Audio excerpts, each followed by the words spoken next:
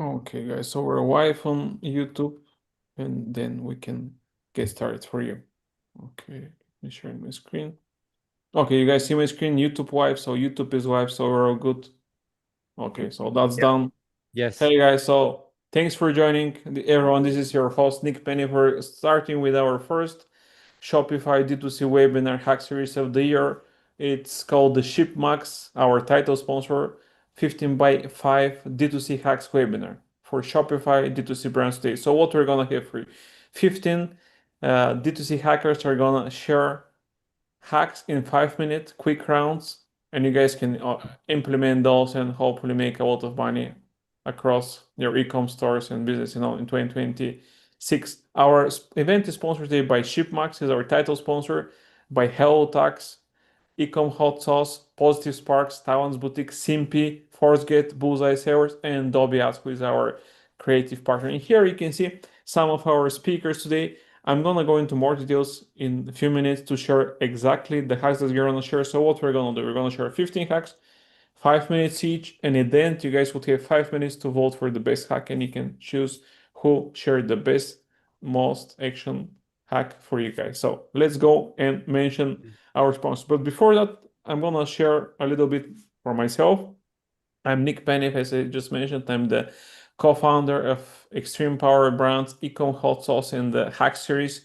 We have a partnership advisory company, and we work with Hello Tax and 100 companies in the e-commerce space. What we do, we help them to grow for partnerships without spending a single dollar, euro, yuan, or whatever is your currency on marketing. I've been a webinar host for the last 5 years. I've done probably over 300 webinars, and I'm fully remote since 2010, long before it was cool. I spent the summers on the beach, winters, or wherever my wife tells me. So let's go to our sponsors today. First, we're gonna, so our first sponsor is like ShipMax. So what those guys are doing, you need any help with finding your next 3PL partner, you can scan the QR code and they can help out. They have a platform which is gonna match you with the best 3PL based on your requirements, totally free. And I've been running an e-com business for like 10 years. Logistics 3PL was always the biggest pain in there. So make sure that you guys scan the QR code, get in touch with Phil, and take care of this like big issues. No matter what happens, A or no A, you always need 3PL or a logistic partner to ship your stuff to your clients. Okay, now we're gonna mention our second main sponsor, like Hello Tax, and our expansion to Europe blueprint, what we do. A lot of companies have no clue, but Europe is a huge market and many US companies are not selling here. So most of you have no clue about that. So we have a tool where you can actually scan and check out the opportunity about your products in Europe and any other market. So what we can do, we can do marketing research. If there is an opportunity for you guys to make money, we can help out with the VAT, product compliance, localization, and the other stuff. And Phil can help out with the logistics. And each brand that decides to take advantage of that, they're going to get a free report and over 3,000 US dollars in discounts from the partners for expanding to Europe. So get in touch with us. Just email me at mp@hellotax.com and we can help you out. We're going to send that over email, so don't worry if you cannot remember that.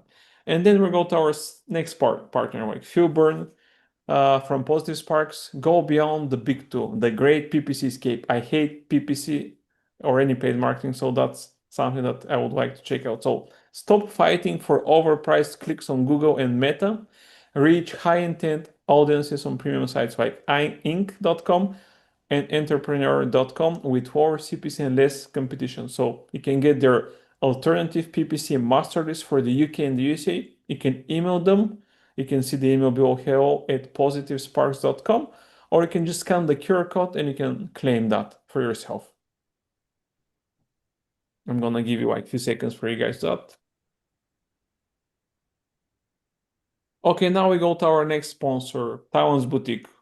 You don't, and you guys know, you cannot build your business or company by yourself. So this is what Talent's Boutique is helping. They help you to find your talent of tomorrow, people who can help you out for your company. So they have like 20,000 vetted e-commerce specialists. They have 8 years of building high performance remote teams, and they help 7 and 8 figure Amazon, Shopify, TikTok shop brands hire revenue driven A players across Europe, South America, and the USA. So what you can do, you can scan the QR code and you can join their private talent channel. You can get direct access to private e-commerce candidates. So you don't waste time in doing that. So make sure to scan the QR code because most of you guys are either hiring or you will need to hire. So that's for you. Okay, now let's go to Simply, one of the most interesting partners that I have in my community because he has no competitor for what he's doing. So what Simply does, one guide, one SKU, one price. So you can get the fully finished PDP ready guide for one product, built to improve conversions, reduce setup friction, and cut returns. One product, one time price, performance ready, 140 euro per product. A limited one offer usually pay almost like 300 euro for that. So you can pay only if you publish. If you don't want to publish it, you can just cancel and no charge. So you can scan the QR code and you can take advantage of that.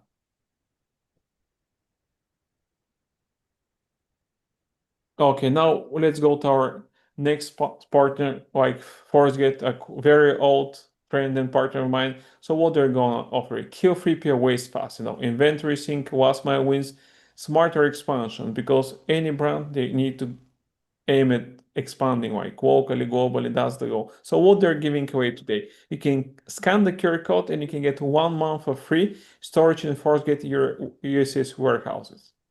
And you can actually book a 20, 15-minute consultation to claim that. So scan the QR code, guys, and you can do that.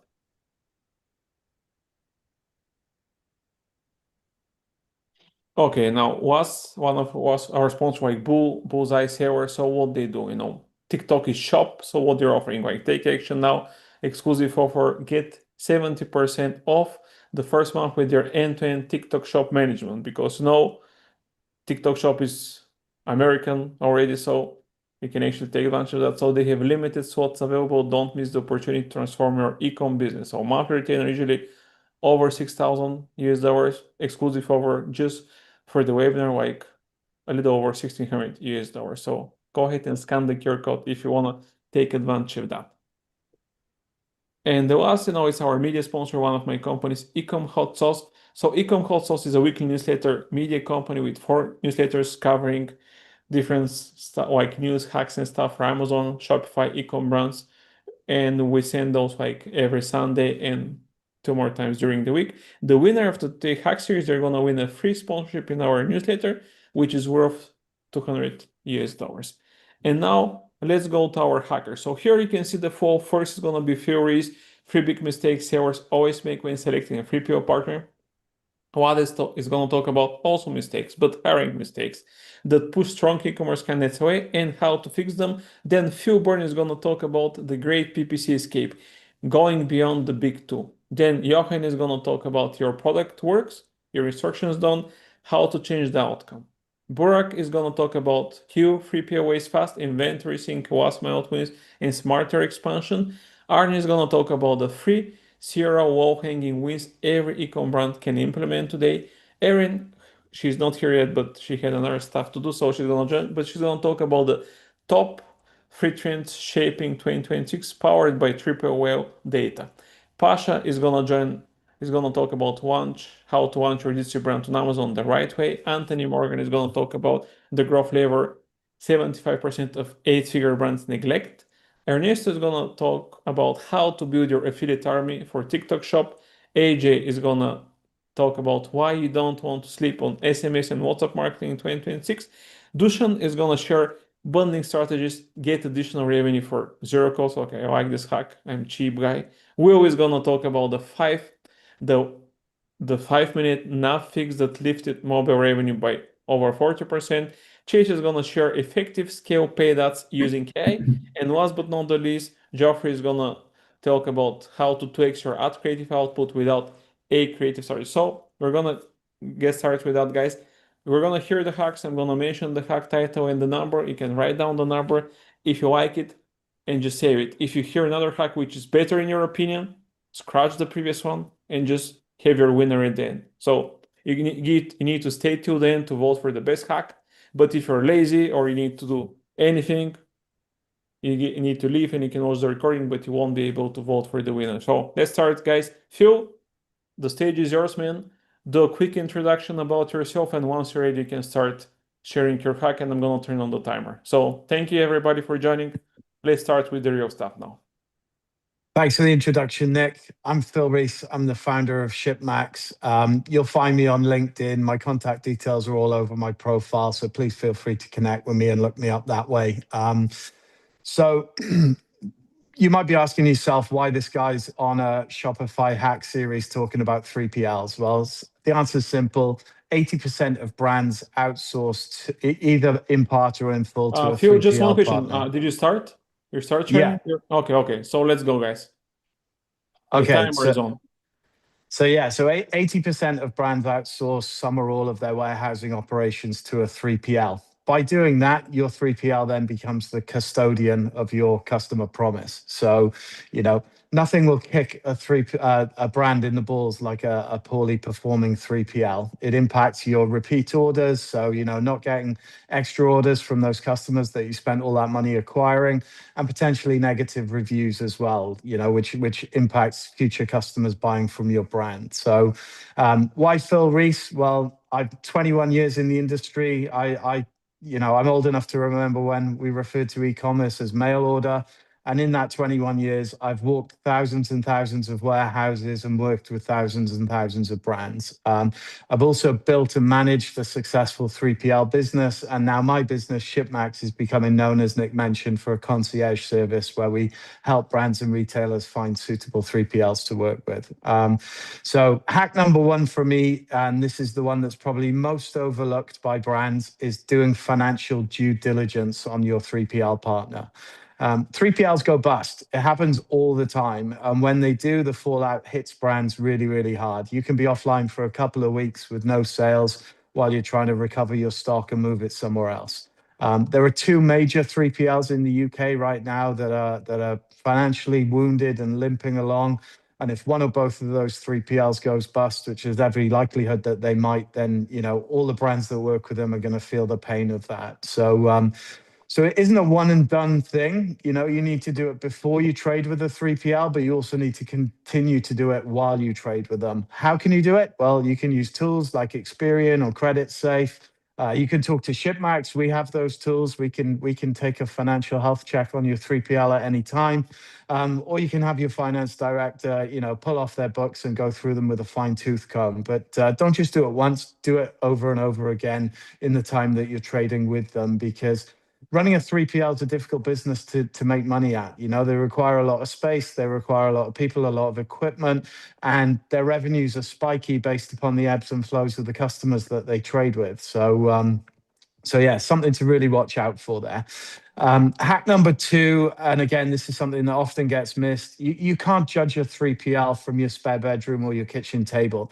You need to get on site and walk the warehouse floor. Go through the process end to end, goods in, deep storage, replenishment, pick face, pick pack dispatch, the loading areas, the carriers, the returns areas. You need to look at all of those processes, look at how they operate their WMS system. You don't need to be a logistics expert to take a judgment. You just need to look for dirty, messy, sort of fast and loose approach to safety, areas of the warehouse where there's goods hanging around that look like they're not where they're meant to be. And also the security. If there's no security there, you can pretty much guarantee that stuff's going to be leaking out of that place, and that could be your stock. So yeah, the SLA, if they're messy and unorganized, then you can pretty much guarantee that their approach to your SLAs and your customer promise is going to be messy and unorganized. Hack number three, my final one, is don't talk to the salespeople or the founder of the 3PL about whether they're any good. Talk to their existing customers, get them to put you in touch with their customers. Make sure those customers are like you. If you sell bikinis on Shopify and they tell you to talk to an FBA seller that sells books, that's not a good comparison. You need customers like you that they trade with today. And then when you establish that they're like you want to talk to them about the technology, talk to them about their responsiveness, talk to them about their adaptability and ability to change. And, 3PL is not a one size fits all thing. You've got enterprise guys, mid-level guys, omni-channel specialists, marketplace specialists, internationally focused 3PLs. So if you're experiencing any pain in any of these areas, or you need help rating your current 3PL or finding a new one, then Phil, reach out to 1 minute left. SHIPMAX. We'll hook you up. I'm done, Nick. Okay, we're done, man. Okay, you have 30 more seconds. You can share QR Maybe code. put my QR code up for me because I was not prepared with slides Okay, for no worries. today, I'm as you've gonna no share doubt that in the gathered. end when people vote. So everyone, this was Fury's SHIPMAX guys, our title sponsor. So we all need logistics. So hook up with them. I'm gonna share the QR. And even if you like his CAC, you can vote for him as well. So number one, everyone, Fury's. And now we go to our next hacker, which is Lada Khazanov. Just give me a second, guys. Lada Khazanov, she's gonna talk about hiring mistakes. So Lada, please introduce yourself, and once you're ready, let me know. I'm gonna turn on the timer. Mm-hmm. 1 second. Okay. Okay. Do you see my screen? Yes, your screen. Okay, so 1 second. Yes. Okay, so I'm ready to start. Okay, do your intro first, and then we start with the hack. Okay, so I'm Lada Khazanov, owner of recruiting agency Talents Boutique, and in e-commerce and Amazon sphere, I'm more than 8 years, and these years I'll also help entrepreneurs all over the world to build their teams, to hire best matches for their businesses. So today I'm going to share with you. And not just tips from internet, it's all tips from my experience, from stories of my clients, of personal of mine. Today we will discuss a couple of mistakes, because I know that all of those who hiring people or going to hire people. Lada, you ready to start? Yes. Okay. Okay, let's go. Okay, faced with such problems that candidates don't apply or hiring too much time in your business. So let's discuss why it happens. Mistake number one, because of a standard description without company details. First of all, you should understand that best candidates have multiple offers during every day, and they not just looking for a job, they are looking for a career opportunity that aligns with their goals. So how avoid mistake? Just don't do generic job description. Avoid words like dynamic, fast growing company, wide range achievement. So without details. How to do it right? More details in job description. Say about revenue, about how many years your company on the market, a couple of words about your team, who they specialists in your team, how many products, what is your goal to this year. So in this case, you can attract relative and really strong candidates. Mistake number two, only checking hard skills. Of course, experience, knowledge matter, but if you checking during interview only hard skills, you can hire people who can't adjust to new tools, to new system, or fast changing conditions. And it's a big problem for us, because we are working in fast changing sphere in e-commerce, and we need to be flexible and adaptable for changes, for new rules of marketplaces, for new trends. And we need the same team in our businesses. We need people who learn independently, who are flexible, who are open to changes. So how to do it right? During interview I recommend to ask open-ended questions and give situations where the candidate may not know the exact answer, but can show their logic, problem-solving attempts, analytical skills, and creativity. Mistake number three, Amazon manager for everything.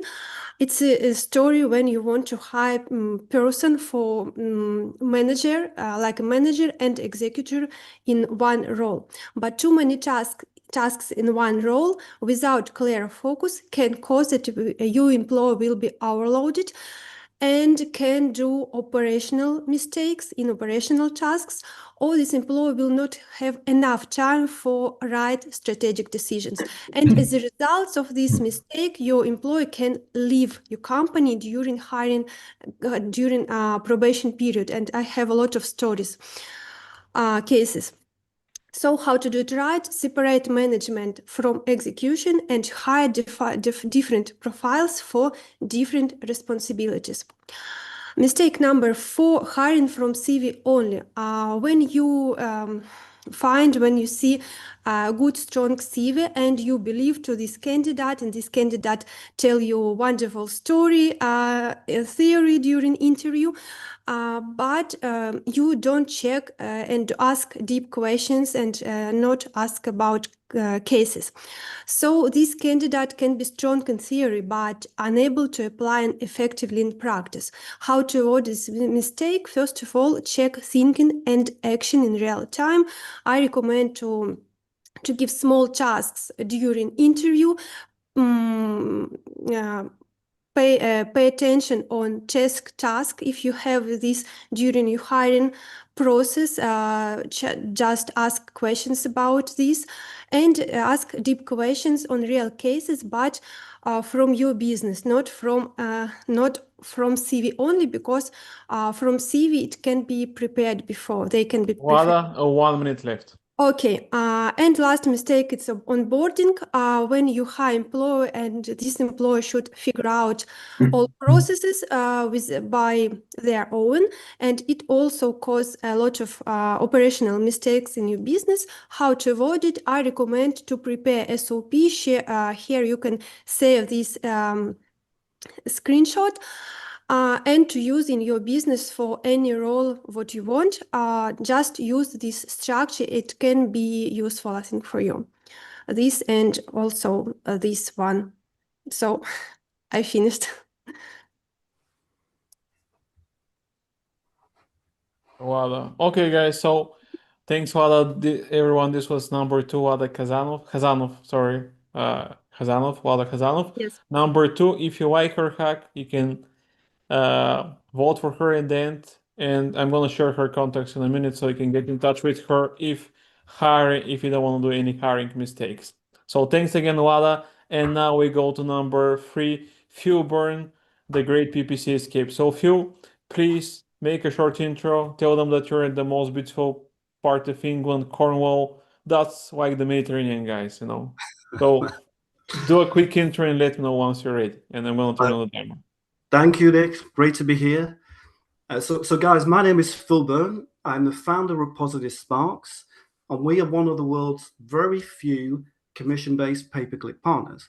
So that means we want to work as a true partner and charge commission per sale or commission per lead with everybody that we work with.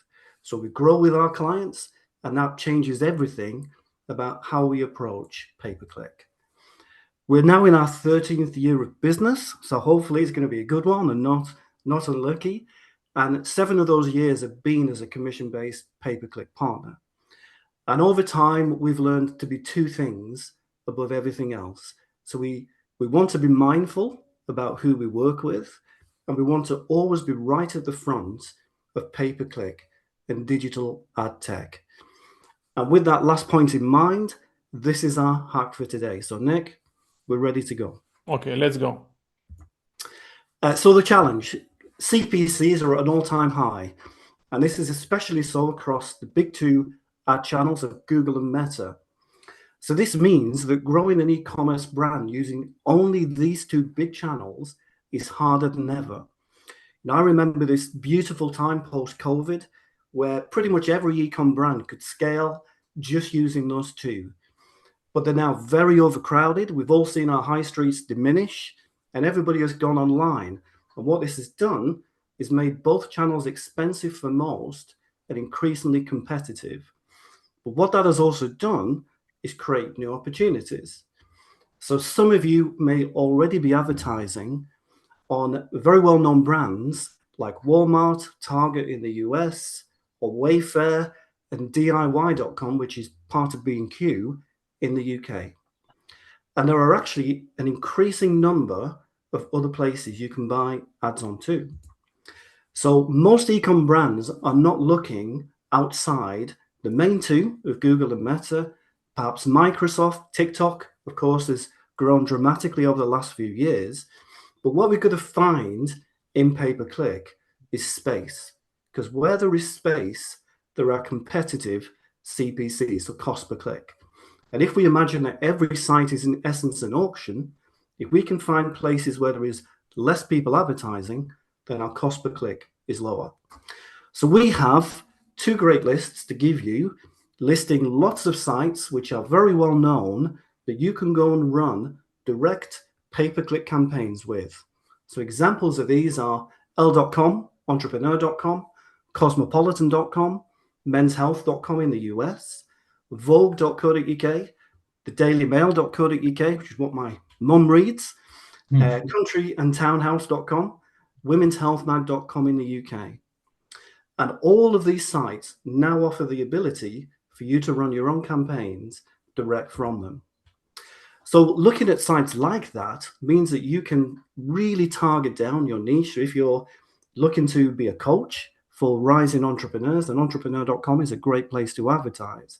If you're looking to sell a fantastic break in Nick's home country of Bulgaria to enjoy some winter sports, then the dailymail.co.uk is a great place to promote that in the UK. All of them offer contextual targeting.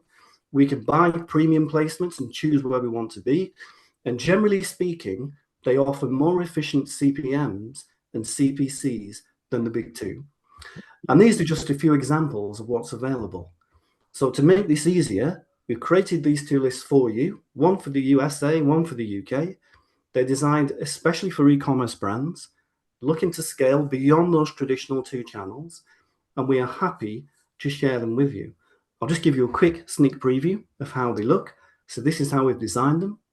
There's around about 100 sites per country that you can grab from us. And if you put on your message to us, your site URL, what we'll also do is give you a longer list of places we think you should be advertising in 2026. So email us, say hi, hello@positivesparks.com, scan the QR code, to get the list. Let us know whether you're focused on the UK or USA, or if you're promoting in Europe, you can say that too. Let us know your vertical. So if you're running an e-commerce store, what are you selling? What's your URL? We'll send the list straight over, and we'll send you a little bit more as well, just to help you on your way. That is it. Thank you, Nick. Yeah, man, you're as quick as Gareth Bale, but you're not Welsh. So who is the quickest guy? Like Trent. Trent is pretty quick. He is. Okay, guys. So everyone, this was Byrne. That was our speaker, hacker number 3 today. Byrne, the great PPC escape going beyond the big two. So make sure that you scan the QR code. I'm gonna share his contacts as well, so you can get in touch. And if you like him, vote for him in the end. So thanks again, Phil.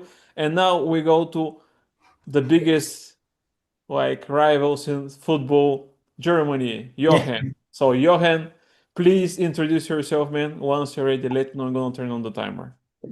Don't put so much pressure on me. So hi everyone, happy to be here. I'm like Nick said in the introduction, I'm maybe the new kid on the e-commerce block. So we're around since 5 years, mainly for medical products manufacturers, but since 1 year entered this e-com market. This is why I have a special launch package at the end of the day, as Nick told me, that this is well received. The problem that we're is providing a platform that does everything around instruction. So and I haven't started yet, Nick. This is still the introduction. Sure. The standard today is you buy any gadget on Amazon, Shopify, where you are. The thing that you get is something like this, which is called instructions, which no one knows and no one needs. And now you could please start the timer. Okay, let's go. So, and this is something that we're trying to resolve at Simpy. So why should you care, actually? This is the outcome of that. So first, people look at your listing, they don't understand how the product works, not sure about it, and then maybe give up and said, okay, maybe not for me. Another one is, and you know those reviews where it says, okay, instructions were messy, translation was really bad, I couldn't install it, and I returned it. which also then leads to bad reviews. And we had it in the last hack seminar that these, the Rufuses and all the AI engines, they look at these signals and they check your reviews. And if it says there's a bad instruction or a thing didn't work, then you're basically rated down by these AI requests. And then obviously, if people should keep your product despite everything, your support effort goes up. And this is why we're trying to resolve a simple platform. And this is also my hack. So I would like to show you a process that typically takes 20 minutes. I would like to show this one in like 3 minutes, fast forward. So what I'm going to show you as a hack is basically this current customer experience for this coffee maker is what it looks like today.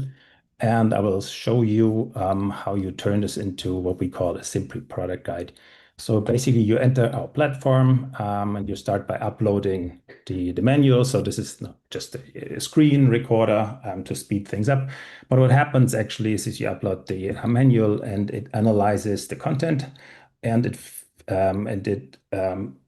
gets out all the how-to topics basically that it finds. And then you said, okay, so this is about repair, or this is about an introduction, it's about a quick shot. So you mark all these topics that you think are relevant for whatever you have in mind. So once you did that, just a second, then you would select a template. So what would you like to have actually? What would you like to have generated? Could this be a quick start? Could this be a 10-second overview video for your listing? Or could this be an interactive onboarding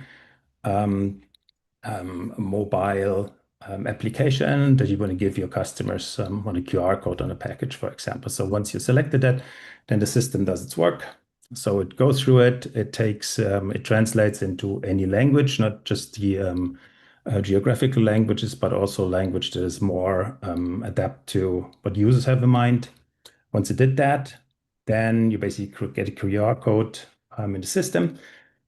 And then you have something like an app. It's not an app. It's really all inside your browser. And then it takes you step by step through what you need to capture in terms of short video sequences. So for example, over here, this is the action, capture the frame saying where the heater's on the gas station. So you do this, you press the record button, and then you do the next step. So here, this is the first step, what you need to do, and say use photo, and it takes you to the next step. And here again, it tells you what you need to do. So you run through this process to image. You can redo as often as you want. You can basically talk in the text, which will then be translated to text to speech. And then starts again.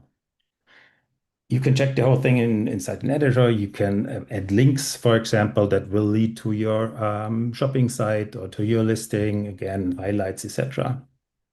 And then finally, you create a QR code, which you can put on the package, or you export it as video, as a quick start video, for example, that goes into your listing. So this is the impact.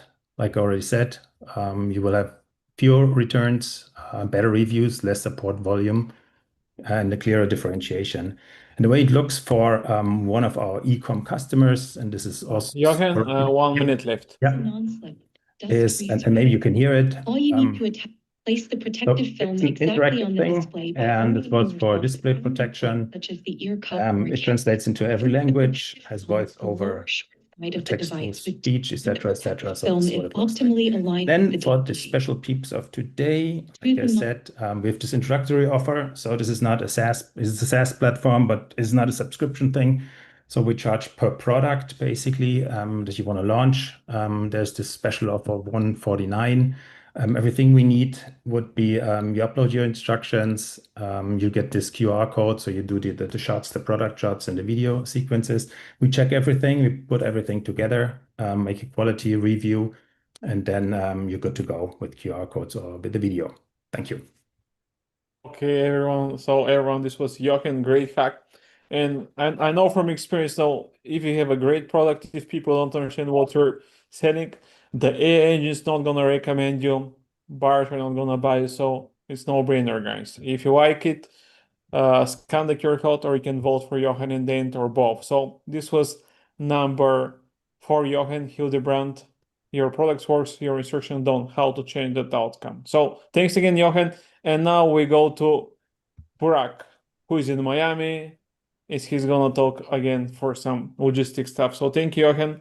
Burak, please do a short introduction about yourself, and All right. once you're ready, let me know and I can turn on the timer. All right, perfect. Hello, everyone.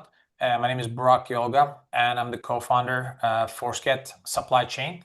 I lived in China 7 years, 2012 to 2019, and last 7 years I'm based out of Miami, Florida. And in China, I had a sourcing business. I had a B2B brand. Now I started Forsket, and in 6 years we became Amazon Global Selling Partner. I know that we're talking here more D2C, but we work with a lot of DTC brands. So I'll talk generally about the supply chain, if you guys can see my screen. And we all talk about the AI situation, AI Burak, stuff. no, did you start, man? You start? Yes. Okay, Of course. let's go. All right. So when we talk about supply chain, I don't want to talk about actually the start. I want to talk about the result. Like what we're talking about is profitability and the cash flow, right? Eventually, you guys, when you make a sales, it's all about profit. If you guys have seen e-commerce space last 3 to 4 years, there were a lot of aggregators, especially on the Amazon space, and unfortunately they went out of business because they didn't manage their inventory correctly. They placed order in the wrong time. They paid the duties and taxes from the wrong HTS codes. I'm sure most of you heard about the HTS code issue, the tariff issue if you do business in the US. Today, actually, the CBP just removed 10% from the tax. So it means that people will be saving money. But you need to understand your entire fulfillment pipeline. You need to understand your cash flow. Phil mentioned a little bit, I would agree with him that there are so many different type of 3PLs out there that it may be perfect fit for you, it may be not perfect. And when Lada was talking about, you guys need to ask the right questions to the either candidates or to recruiters. It's all about really understanding each other. So there are so many companies, they make a very fast decision without really understanding the technology, the capacities, the pricing. They kind of make a decision. But there's one thing that I'm sure everyone has to agree today is you need to have a 3PL. Even if you do on the Amazon, like AWD is not something you can rely on, or you're doing D2C, your biggest cost is 3PL, your biggest cost is last mile delivery. And the customers are expecting the products faster and faster. It means that you need to have a better understanding. So we have locations, mainly we're in North America. We have New Jersey and California warehouses, and also in Canada. We work with a lot of cross-border brands. And we have 7 offices from China, Sri Lanka, Philippines, Turkey, Colombia, and the US. So one thing I should be talking mainly is how much you can really save when it comes to 3PL in the last mile delivery, but also in the customer returns. We have customers that they're selling clothing or swags that different size, different colors that they have close to 15% to 17% return rate, and shoes. Versus we have some customers that they're selling cosmetics. So it's all about like your brand requirements that you should be talking to a company. But if you're using only one location, especially in the US, you're making a mistake. It means that you need to have at least East Coast and West Coast location. You should be understanding the technology of the company, what they can offer. One thing we are building in Forsket is making sure you need like one partner, you need like one company that supports everything. So this is actually Forsket platform that you can track your international logistics, you can track your profit, you can track all the inventory movements. So in my opinion, how AI is going to change supply chain is there are going to be tools that connecting your manufacturing, your shipments, your custom clearance, your fulfillments, your returns. You don't want to go and talk to 10 to 15 different vendors and then their data is disconnected. You need to manage multiple people, different softwares that the details is all over the place. So that's why we are building Forsket, that one company under the same umbrella where you can track your entire supply chain all the way from factory to the end user. So this is something I'm obsessed that brands are losing a lot of money, not because they choose the wrong 3PL only, but also they don't track their data. This data is equals to cash flow. If you are delaying your shipments because the factory, your supplier shipping average 3 weeks and you don't know about it, then your 3PL. Burak, 1 minute left. Absolutely. Your 3PL doesn't give you appointment on time, or they deliver the goods late. Or if you want to sell omni-channel, which is the top topic this year, and start selling internationally, like selling on Canada maybe, or UK, Europe, you need to have the right partner to handle everything. So my recommendation will be, when you guys make a decision, make sure that the data is something very important. You need to understand your landing cost. If you don't understand your landing costs in the supply chain, you will not know how much you can spend on the PPC. You cannot know how much you can spend on the affiliate. You cannot know how much you can spend for your outside traffic. So your cost is everything. And when you make a wrong decision, it means that you're actually losing profit. Make sure you guys are very lean with your cost, and more importantly, understanding your landing cost. Thank you, everyone, and hopefully you'll have a great day. Thank you, Burak. So everyone, this is number 5 Burak Yolga Q3 PO waste inventory sync. But the summary is you need to know how much is your logistic cost, guys. Otherwise, I mean, you don't know your number. So write down number 5 if you like, and you can vote for the at the end. So guys, now we go to Arni Gali. Arni, please introduce yourself, man. Once you're ready, let me know, and I'm gonna turn on the timer. Thank you, Burak. Hey everyone, I'm Arni Gali, and today I will be presenting 3 low-hanging fruit CRO ideas for the e-commerce. Short introduction about me is that I am CXL Institute certified optimizer and digital psychology specialist. I ran over 400 CRO tests with an average of 32 X ROI per CRO test. So let's look at the e-commerce problem currently. Most brands, what they Arni, get wrong did is you that... start, man? Should I turn on timer? Did you start your hack? Yes. Okay, let's go, man.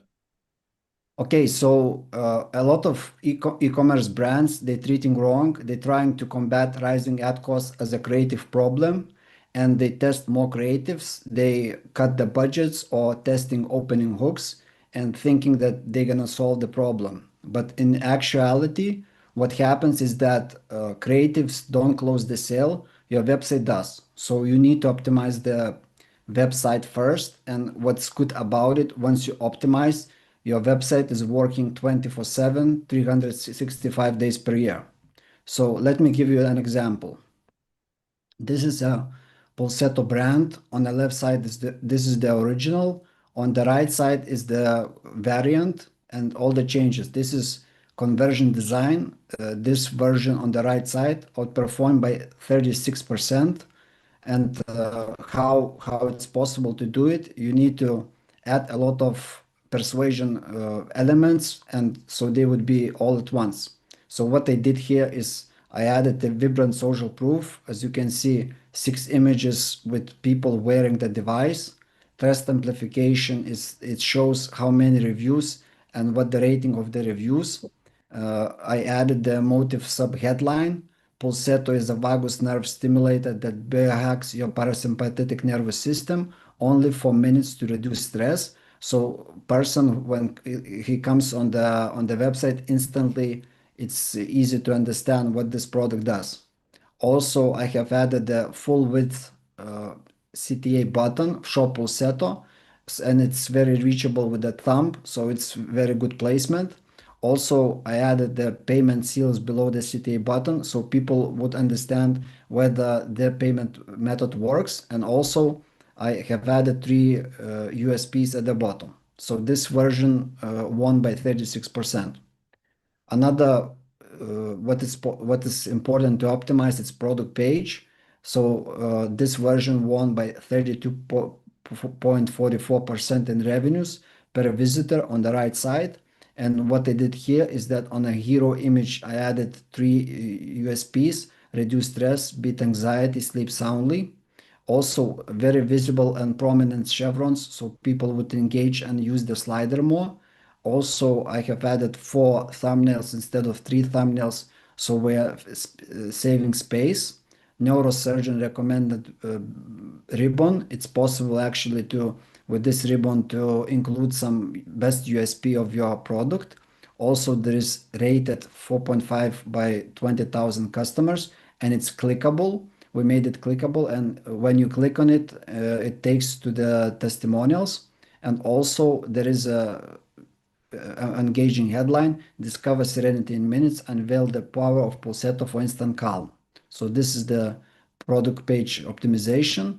And also another area that you need to optimize cart drawer, because people are already going into the checkout, and you need to remove the risk reversal. So how we did that is actually adding 30 days money back guarantee and 2-year warranty at the top of the page, free shipping worldwide. So there would be no message that calculated on the checkout. Also, I have added the strike-through price of 519 versus 269, and also it's possible to include multiple items of this product. Also, I have added the section you may also like, and there are products below it. It's scrollable, and also I made the the section below where it shows the subtotal, terms of conditions, and secure checkout. And as you can see, Arnie, micro 1 minute copy, left. secure checkout is with padlock. So that's it. That's my presentation. You can reach me either on the LinkedIn or on the email. Thank you Okay, for your time, and thank good you, luck. Arnie. Thank you, Arnie. So everyone, this was number 6, Arnie Gali, 3-0 wall-hanging queens every ecom brand can implement today. So if you like his hack, you can vote for him for indent, and I'm gonna post his contacts in the chat in a few seconds. So thanks again, Arnie. And now we go to number 7, everyone. Erin Watt. Erin, are you here? Hi, I'm here. Can everyone see my Okay. screen? Okay, now you're crossing the ocean from Europe to the USA. So Erin, please like a whale through the ocean, but we're not going to talk about whales. It's a triple whale, one of the biggest whales in Shopify space. So Erin, please introduce yourself. Once you're ready, let me know when we can turn on the timer. I'm going to make it even easier for you. Go ahead and start the timer. I made everything work within 5 minutes, so don't even worry. Okay, let's go. Okay. All right. Well, hello, everyone. My name is Erin Watt. I am one of Triple Whale's tech partner managers. And today I do want to share one practical shift that will give you an edge in 2026 based entirely on what we're seeing across tens of thousands of e-commerce brands. But before we dive into today's hack, I'm going to show you why our perspective matters. Let's get to, sorry, my computer just went all funky on me. 1 second. I don't know why. Sorry about this.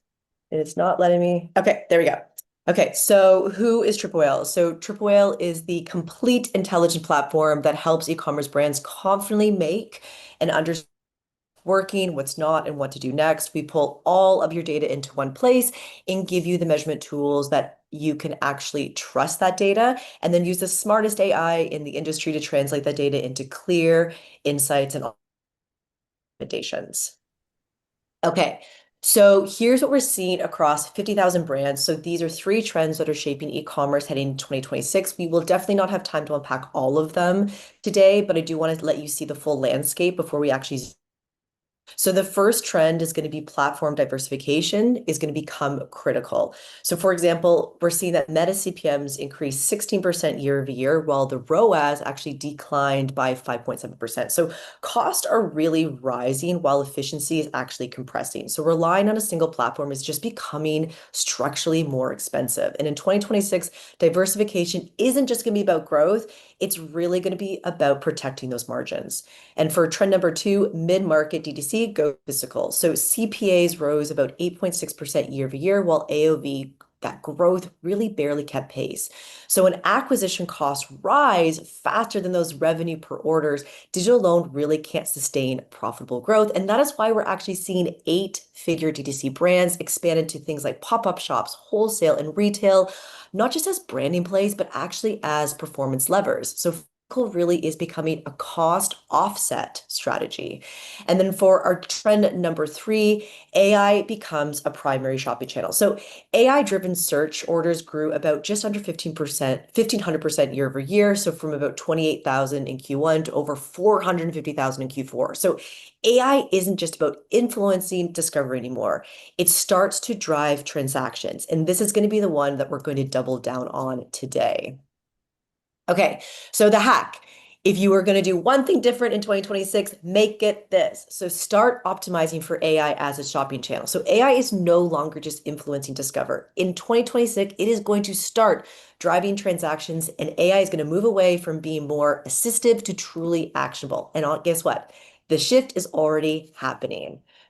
As mentioned earlier, in 2025 alone, AI-driven search orders jumped from about 28,000 in Q1 to over 450,000 by Q4. So that's going to be that just under 1,500% increase in a single year. And then activity is concentrated in one place, and I guess you can name it, ChatGPT, which grew the market from a share about 91% to over 97%. Now, here's the important context. It still represents less than 1% of total e-commerce orders. So yes, it is small, but it's exploding. And in history, this pattern actually really matters, because that is what it looked like, what mobile commerce looked like in 2008. It's what social commerce looked like in 2015. Absolute terms, but massive introductory. But the difference this time is going to be more of that distribution. So with platforms like Shopify's integration now live across more than 1 million stores, the infrastructure really is already in place. So consumers don't actually need to change their behavior much. They just need to trust the flow. Okay, so the shift, what do we actually do with all of this? So as AI becomes a place where shopping decisions happen, brands need to think less about traffic inside the answer itself. So AI is effectively becoming the new shelf. And if your products aren't structured, surfaced, and understood by these systems, you don't actually exist in the moment that is going to matter.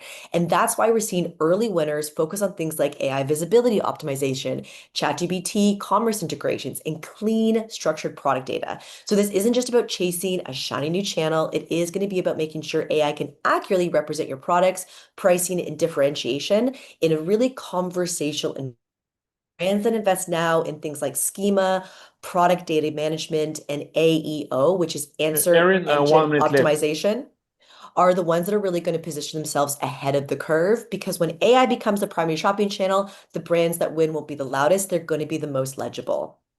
Okay, now before I wrap up, if you are wondering where to start, it does start with clean data. So we are offering a free triple dashboard, no strings attached, so you can see what's actually working across channels and build that foundation that the AI systems really depend on. So I will have our host drop the link in the chat and also my email LinkedIn. So if you do want to talk through AI visibility, diversification strategies, or even physical expansion, I'm really happy to connect. Thank you guys so much for your time. I really appreciate it.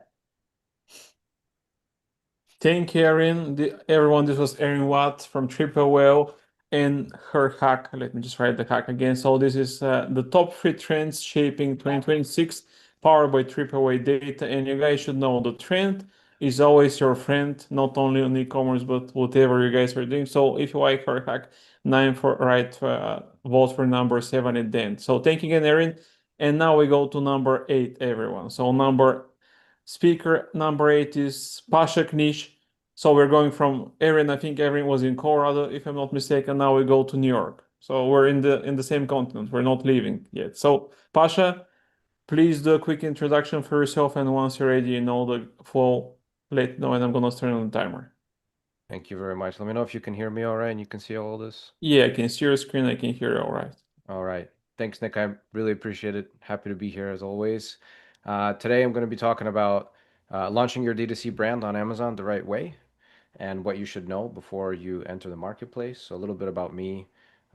So again, Pasha Knish. I've been in the Amazon space for over 15 years now, exited twice. Founder of AMZ Optimize, and we manage 8 figures across our portfolio, specifically focusing on Amazon private label. And myself, I am the lead strategist. So everything when it comes to PPC, branded content, account growth solutions, out of the box thinking, partnerships, things like that. So I'm ready. Okay, let's go, Pasha. Let's go. I'm gonna run through this. So Amazon's role in the modern D2C funnel. So we just heard that Amazon became the #1 revenue generating company in the world. It's pretty impressive. And they didn't get there overnight. It took a long time. And as a result, we see them now as a primary search engine for a lot of online commerce, a majority actually. So over 50% of US product searches start on Amazon and not on Google. That's a good fact to know. And many consumers, they use Amazon as a validation before purchase. So even if they're shopping on a D2C site, they'll use Amazon for looking at reviews and images, questions and answers, all of that, just to kind of confirm the product is trustworthy. And also people come on Amazon to discover new brands, especially in non-luxury and not super high consideration, heavy categories, things that are kind of lower ticket. And Amazon influences off Amazon sales tremendously as a result of all this. So your presence there really does impact your perceived legitimacy. So what happens when brands opt out? Choosing not to sell on Amazon doesn't eliminate Amazon demand. People are still looking for your name there, even if you're not there. It just removes your ability as a brand to control how that demand is captured and represented. So that demand exists regardless of any kind of participation, and the narrative is unmanaged. So, people will potentially resell your product there, put up poor images or incorrect claims and inconsistent messaging, which can damage your brand. Third-party sellers, they just fill up the gap. So you might even have 10 sellers all competing on price, like if there's no rules or regulation, if you're not there really controlling the narrative, and lost opportunity to influence purchase decisions happen as well. So why D2C brands commonly fail on Amazon? A couple reasons. And it's not because Amazon is a poor channel fit. In some cases it is, but it's really for execution reasons. So Amazon is typically treated as just like an experiment. You're not really defining what success looks like. Listings are just syndicated off of maybe a Shopify page, so it's not being built specifically for Amazon and their templates and modules. And performance is judged too early, so they pull the plug on month 2 because maybe profits are not what they expect it to be. We see that a lot. So when Amazon does make sense for a D2C brand is really when you can verify that there's existing category demand on Amazon. Margin structure can support the Amazon fees, so there's enough cushion there to absorb all of the costs to sell there, pick and pack fee, storage fees, advertising fees, things like that. And if there's still that wiggle room, then it makes sense. Even in some cases, if the margin is very thin, but you're using it as a way to broadcast and just be there and control the narrative, it's worth it as well. Okay, so what launching the right way actually means. So there's a couple different things. It's really a coordinated setup across your brand, your operations, and your go-to-market strategy. So it really starts with a brand readiness assessment. So what does the competition look like? How will you differentiate yourself? What's your positioning? Operational alignment. So what is your fulfillment situation like? Do you have the ability to keep in stock? Because that is probably the most important thing, aside from, of course, the content and the ads. You have to have something to sell. So if you run out of stock, then that's a no-no. And account and brand protections. So are you able to get brand registry? Do you have a trademark? What is your unauthorized third-party seller situation over there? The launch sequence, so of course setting up the product detail pages, running the traffic, and then tweaking as we see results come in, and then setting expectations, so not pulling the plug too early or changing things too early until we have enough data collected. So how Amazon decides which brands actually win is essentially Amazon prioritizes the products that convert shoppers into buyers. Very simple. Strong customer response increases that visibility over time, and poor performance reduces exposure, regardless of the brand strength. So, Pasha, 1 minute left. sure. I'm going to just run through the rest of this real quick. So essentially why D2C teams need Amazon-specific support is because Amazon is not one single role or skill set. It's fragmented ownership that increases risk, and specialized execution reduces wasted ad spend. Strategic oversight prevents the brand erosion. And so all of this is kind of interconnected in one system. And that's essentially what we do to support D2C brands on Amazon. So we set up an opportunity analysis to see if there is demand, what the competition looks like, and then we support end-to-end with the launch, so strategy, content, ads, operations, and then we focus from there on the long-term growth, so brand control, efficiency, scalability. So that's really it. And yeah, you can scan this QR code over here if you want a free consultation. and we'll see if it's a good fit. Maybe we can get you a complimentary month of service if it makes sense. And we determine that there's an opportunity for your D2C brand to launch and scale on the Amazon platform. That's all for me. Thank you. Thank you, Pasha. So everyone, this was number 8, Pasha Knish, launch your D2C brand on Amazon the right way. Pasha is a super cool guy doing super cool stuff. And now let's go to number 9. Let's speak some Spanish. Nuevo, it's Anthony Morgan, the growth lever. 75% of 8-figure brands neglect. So 8-figure brands are missing out. So Anthony, thanks for joining, man. Once you're ready, please introduce yourself. Once you're ready, let me know. I'm gonna turn on the timer. Thank you, Pasha. Cool. Yeah, I won't be speaking in Spanish, so sorry about that, guys. But I'm Anthony. I'm the founder of eNavi. We are a CRO agency. We work predominantly with 8- and 9-figure Shopify stores. And kind of core to our approach is helping you turn your on-site performance into a growth lever. This is a part of the growth engine that is often neglected and unused by many brands. And so we're going to go in today to show you one step in doing that and get you out of the cycle of having to go to Mark Zuckerberg's altar every day and praying for the algorithms to work for you. So, Nick, you can start the timer and we can get into this. I hate Zook, so let's go, man. Show us. Cool. The problem that I'm going to dive into today is really a tool that you can use to understand on-site performance. And so I'm not going to show you a hack that's going to increase your conversion rate by 15%. I don't really believe in that. Honestly, most of those short-term hacks don't really provide long-term sustainable growth. And so we're going to go into something that's going to help you understand performance and actually give you a tool to proactively improve and understand how users are navigating through your site. And so the thing here is that there's a hidden problem that 94% of Shopify stores have. And it's causing their store to underperform, and it's ultimately crippling their growth. And so when we get into this, most brands are looking at their on-site performance through this lens. They're looking at Shopify analytics. They see sessions, they see add to carts, they see checkouts, conversion rate. Not a whole lot of data there. There's a lot of problems here, but I'm focusing in on one in particular. Do you see what's maybe missing here? The other area is there's some brands that at best, they're looking at performance through GA4. They've got GA4's purchase journey report, and there's a nice little ad here of view product. So another step that's added into the funnel. We can see that 53% of users are viewing a product here in this funnel, but there's still a problem.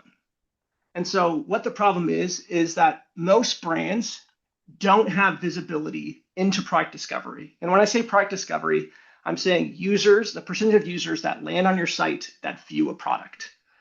And so if you're just looking at GA4's view product rate, it's going to be inflated. When we look at the performance of most brands, on average, at least 30% of their traffic is landing on a product page.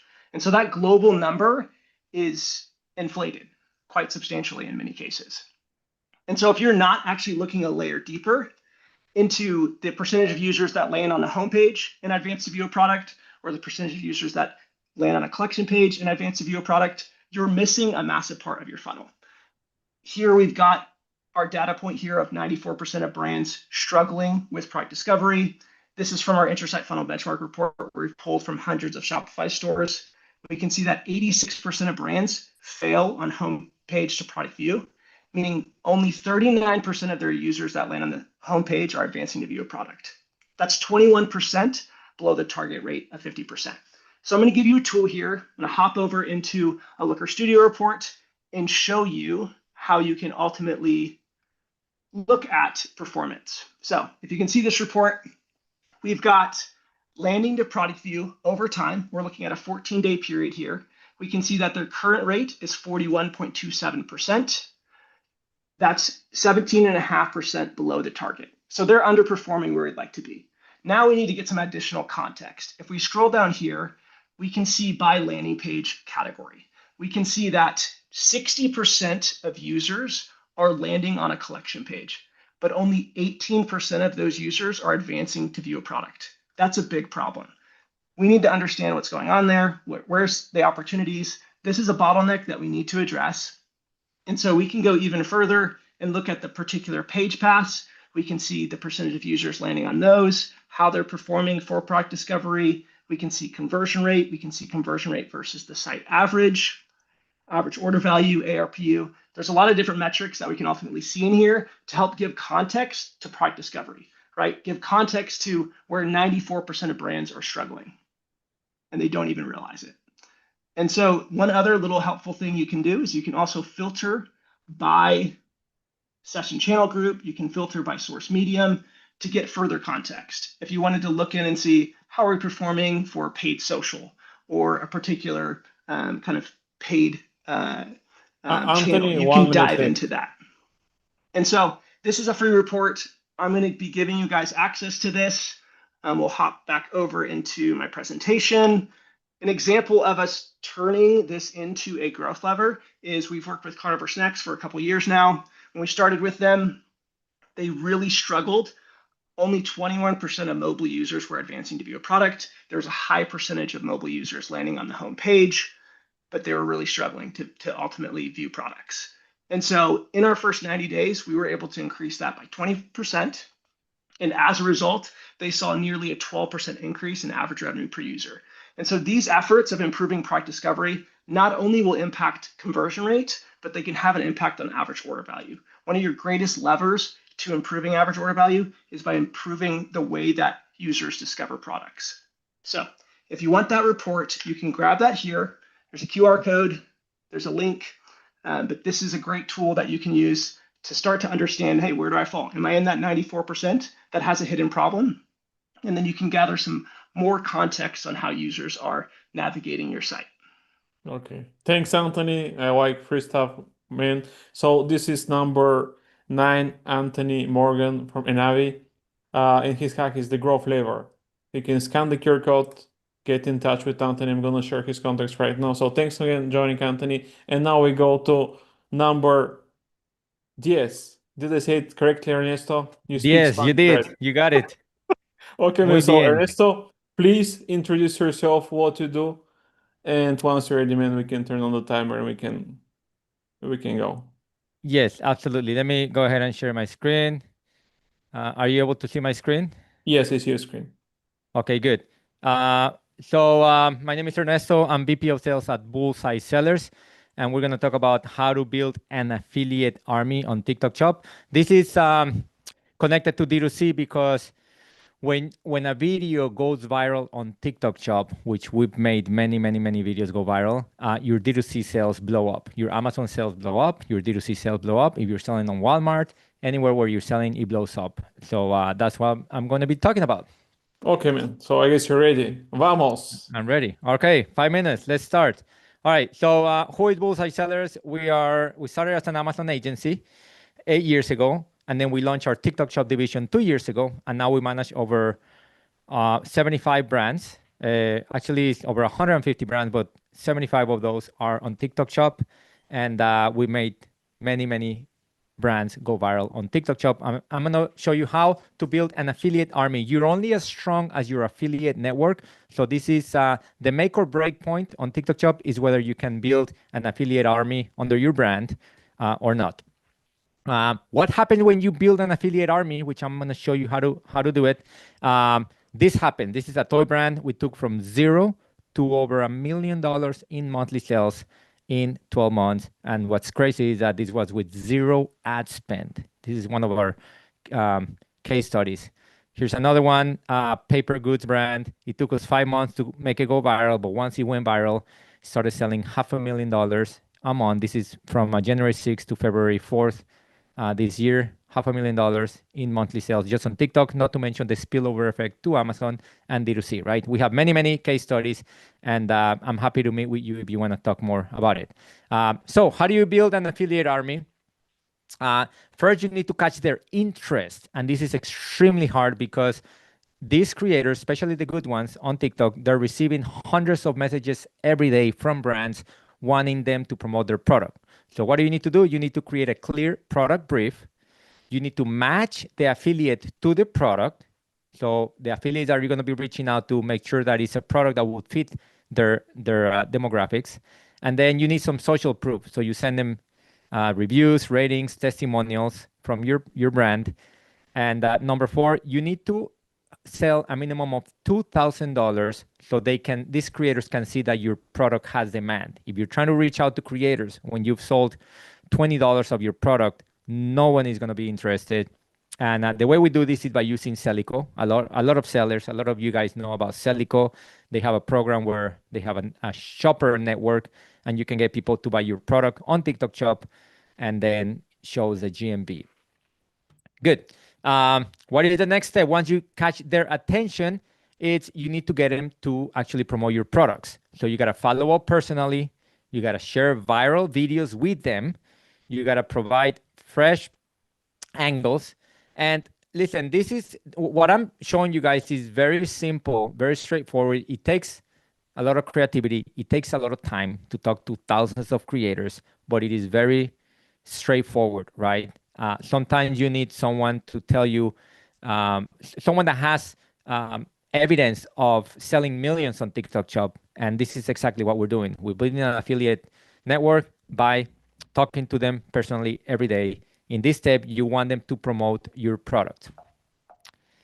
The next step is crucial. So the top performance, 1 out of every 50 will sell a minimum of $250. This is statistically, after working with thousands of affiliates, about 1 out of every 50 will sell $250 of your product through their video. Once they break this, you invite them into an exclusive VIP group, okay? And you position it as a VIP group, special community, where they're gonna get rewards, bonuses, recognition programs, prizes, so on and so forth. You wanna create a landing page. Here's an example of one of our landing page. Are you guys able to see the landing page? Can you see it, Nick?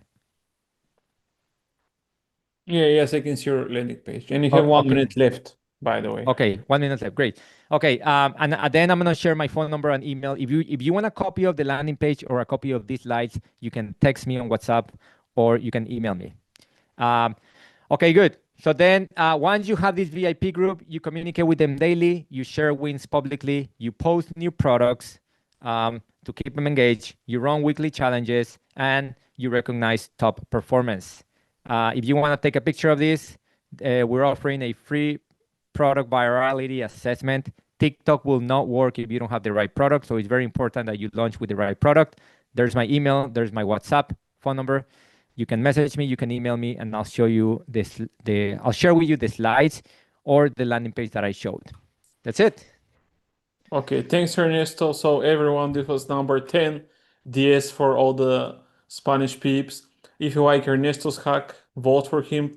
And I'm gonna share his contacts if you did not manage to scan the QR code, and you can get in touch with him because TikTok is the hot chick or peep in the block this year. So don't miss out on that. So thanks again, Ernesto. And now we go to number 11, AJ Saunders. Why you don't want to sleep on SMS and WhatsApp marketing in 2026. So AJ, we're crossing the big pond again, going to the UK. So man, do a quick intro. Once you're ready, let me know and we can turn on the timer. So sure. So about me, I've been in e-commerce DTC mainly for the last decade. I've had numerous stores in that time, as well as consulting for everything from startup brands to billion-dollar corporations. I now run all Data Commerce, which is a strategy consulting firm here in the UK with a global client base. Basically, I help clients to A, get money to fund their growth, and B, to actually then use that money to actually grow to enable them to exit for a seven-figure fee. That's me. Okay, man. So I guess you're ready. So let's go, AJ. Ready, yeah. So here we go. You can all see the screen. So what I love about SMS is that it's ad costs are rising, ROI is falling, as we've already seen today. People aren't looking at their emails anymore. Emails are getting deleted, or people are doing brand recognition, and they're not actually getting to the point where they read your message. And so we have a solution, which is SMS. SMS actually dates back to 1985, way before I was born. I was born in '88.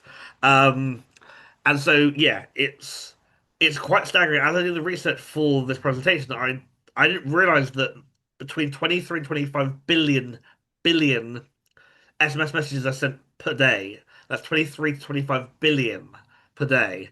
It's staggering, how this legacy quote unquote media still works. A bit like direct mail, it still works. It still works. And what's great about SMSs is because we get so few of them now, people answer them within a few minutes. And so it's what email was five, maybe 10 years ago. SMS is still that kind of like channel. It's still working. It's still being really, really great. And the cost per message is literally cents. In America, I believe it's 5 to about 10 cents. In the UK, it's I think 6 pence to 15 pence. I know Nick has a great partner who was running a text-based app that was even lower than that. And so the ROI is humongous if you can do it right. The other channel we have is WhatsApp. I don't see a lot of brands on WhatsApp, but there are 2.3 billion daily users on WhatsApp. Again, the average user opens WhatsApp, the app, at least 20 times a day, which is staggering if you think that we're only awake for 15 hours a day. So it means that we're looking at more than once an hour in our awake time. And again, WhatsApp, rather than charging by message, the SMS does it, charging by conversation. And again, it's a couple of cents per conversation. So, what do we need to do to get started? So, number one, we need to ask for permission. I'm a massive, massive, massive advocate for permission-based marketing. So, if we're planning to add SMS or WhatsApp or both of them into your marketing mix, you must get customers to opt in. You can use emails, you can use social, you can use direct mail, you can use account notifications if you've got your own particular app. Like I know Dusan, who's talking next, he does wonderful things with turning live shops into apps. But customers must opt in and it must be easy for them to opt out as well. Number two, what do you want to send them? This is the really, really cool thing. So we now have enough AI, and we now have enough AI that will allow us to learn our brand voice, our tone of voice, how we want to talk to our customers. That what we can do is we can feed and build a custom chat or custom GPT or custom gem if you're in Gemini that will allow you to really summarize messages in your tone of voice and in your way, right? Or at least allow you to get started by summarizing your existing content. So don't reinvent the wheel. Don't try and do anything too clever. Don't try and do anything too sophisticated. But do use the assets that you already have in your library, and do kind of change things up. So oftentimes, you may want to highlight a product on sale, or that there's a discount, or there's something interesting like new products. You may just want to send your customers every 6 months, just hey, how you doing? Just checking in that we see that you last bought X. Are you still happy with it, right? And again, it's about trying to start conversations based on permission and based on the fact that your customer wants to talk to you, wants to respond. AJ, 1 minute left. 1 minute left. Okay. Wednesday messages. Okay. Best days are Tuesday, Wednesday, and Thursday. The best times are between 11 and 2 p.m. local time or between 7 and 9. Never send a message before 9 a.m. or after 9 p.m. in your local district. Okay. What metrics should you track? You can track open rate. You should track revenue per campaign. If you only track one thing, track revenue per campaign. And make sure that you have an unsubscribe rate that's below 2%. If it's above 2%, then you are targeting the wrong people at the wrong times with the wrong message, and you need to go back and tweak. If you're creating reels for other, for TikTok or for Instagram or for Facebook, you can use the WhatsApp update feature to actually push out those reels again through another channel. Which again, if you're already creating the stuff, it takes another 10 seconds to a minute to do, and so it's really, really worth doing if you can. I've got I know loads of different case studies around people that just do updates who are selling out products because they've got a loyal following who are looking for those updates, and that's me. And so again, I run a strategy consulting firm called Audacious Commerce. It's audaciouscommerce.com or it's AJ at audaciouscommerce.com. Like Phil, like Dusan, like everybody here, I'm really active on LinkedIn. I'd love to talk to you. You can book a call with me on the website. I know Nick will put my details in the chat later, but yeah, more than happy to chat to people. Thanks, AJ. Cool hack, guys. you guys know, like, riches is in the niches. So if you're not on WhatsApp or like SMS, you go there. So that's number 11, guys, AJ Saunders. Write down his number and you can vote for him in 4 more hacks. So thanks again, AJ. And now we go from UK to Serbia.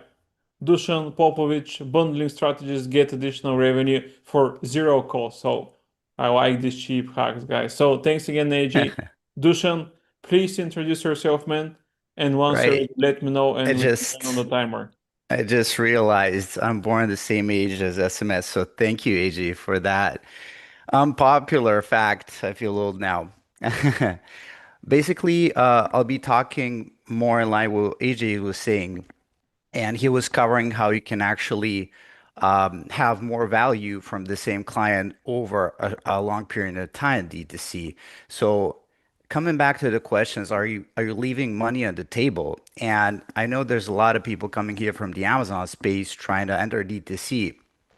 Our main goal here today is to actually explain how in the D2C space, lifetime value matters the most. It's like it's the king of all the metrics besides profits, right? And what lifetime value is basically how much one person will spend with you for the whole period while he is your customer. And how we calculate the metric is what is the average order value that you have when people are coming to your shop versus how many times they come back. And today we'll be covering only the AOV side of things. My name is Dusan Popovic. I'm the main e-commerce nerd at Byte Out Software. We are a consultancy and development agency focusing on helping Amazon sellers reach their D2C business and reach their goals with their D2C business. We help our customers reach more than 2 billion in revenue, and our niches are mainly health and beauty and supplements. So let's dive deeper in how we can make more profit for $0 investment. Okay, let's go then. Awesome, thank you. So we'll be talking about bundles as one of the main, let's say, hacks you can do starting today. Bundles are an amazing zero cost advantage. Starting with the most obvious things you can do is basically increase your average value by increasing the amount that people spend with you on one purchase. So it's really easy math. If you have, especially lower margins, if you have like 30% margin and somebody spends $30 versus somebody spending $100, it's a huge advantage and it's a must. The thing is, when people start thinking about bundling, they start thinking about discounting. One of the things that you have to do is stop thinking about discounting first. This is a value add. You need to give more value to your customers with the bundle, and then discount is just a cherry on top. And some of the businesses that have the most value out of bundling, these are low margin businesses. These are, let's say, complex solutions. So imagine a post-surgery, post-operation, or post-surgery recovery. It's a complex set of products that you need to take in certain amounts of time, and people don't really understand that. So you need to bundle this, for example, if you want them to be successful using the product. One thing which is really important is if you're in a competitive niche where the customer acquisition cost is high, you really need to think about how you can drive more value from each purchase. Unless you have unlimited amounts of money you can burn, even though you have LTV, it takes time to get to that LTV, and you can easily run out of money. So what is the expected uplift? This is what most people ask in the beginning. 30% your gold. This is not the standard. You can get different results, obviously, and it depends on how much time and effort you put in. If you get more than that, you're either amazing or the bar was really, really low. So in terms of what you can do, how you can work with bundles, there are basically two types. The first one is predefined bundles. That means people come and they have a bundle already there, ready to be purchased. So the way you can bundle things, there are many strategies. We'll just be covering a few of them. The first one would be to take one of the best sellers and then put more products that go good with that product. So these could be upsell or cross-sell products. So you can imagine having, let's say, an eraser with, let's say, with the shaving cream, right? So this is easy. You can also do bundling with low stock, with slow-moving stock. For example, you're stuck with some of the items which are left, they're not being purchased fast enough. So you can bundle them together to get sort of rid of them. This is also one of the strategies. One really good bundling strategy is when you have first-time buyers, they're not really sure about what to buy. You can think about different flavors of, let's say, juices. So you can bundle together different flavors so people can try all of them at once, not having to buy a six-pack, but they get a six-pack of different flavors. You can also have bundles which have different segment products in that bundle. So if you're, again, selling soda, you can put in, let's say, some snacks. So somebody who's used to buying soda and you start selling snacks, you can introduce a new segment to the same purchase. There are many more ways, but these are, let's say, some of the most popular ones. This is mostly how this looks like. You have many bundles, especially in Shopify, bundling Dusan, apps. 1 minute left. Awesome. Which is really easy to install and use. And then the second strategy is actually allowing your customer to build up their own bundle. It's really important to allow for personalization because you will, above than having AOV higher, you get market research from free. That means you understand what people want to buy together, and then you can use that further on. Again, there are many Shopify apps which allow you to do this, and it's very easy to do. So these two can be done together. You cannot choose. Some of the pitfalls to avoid: don't make the bundles too expensive. If you do too many bundles, people will just get confused. Then again, do not put random products into a bundle. Call it a bundle. It's just a pile of SH. Do not think about discounting first. It's always value first. Another trap would be if you're not positioning your bundles to be sold, so you need to have your PDPs, you need to have special pages for them, and you need to upsell to bundles as well. Dusan, time is up, man. On SKUs. Time is up. This is it pretty much. So thank you.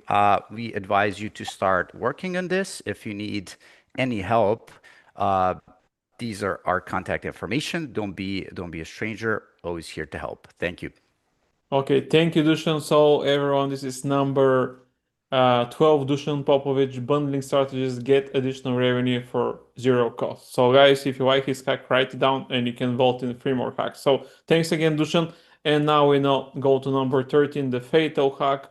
Will, please introduce yourself, man. Once you're ready, you can share your fatal hack, but I'm sure it's not going to be fatal. People can make money from that. So thanks again, Dusan. Hi, I'm Will. I run Customers Who Click. We're a CRO agency based in the UK. Focused very much on Shopify, e-commerce, working with kind of 8-9 figure brands.